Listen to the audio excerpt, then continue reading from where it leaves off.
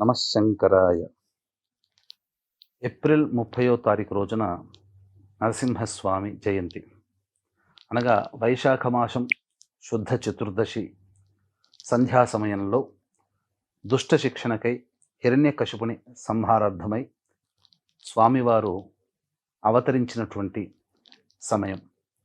కాబట్టి ఈ రోజున ప్రధానంగా కుజదోషముతో బాధపడేటువంటి వాళ్ళు, వివాహం కాక ఇబ్బందులు పడేటువంటి వాళ్ళందరూ కూడా ఈ రోజున చేయాల్సినటువంటి చిన్నపాటి పూజా విధానాన్ని గురించి తెలియజేస్తాను.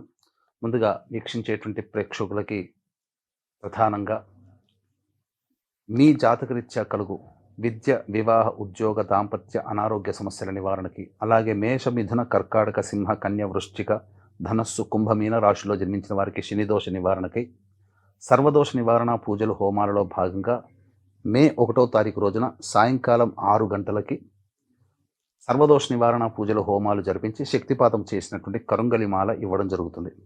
అవకాశం ఉన్నటువంటి వాళ్ళు మే 1వ తారీఖు సాయంకాలం 5 గంటల లోపల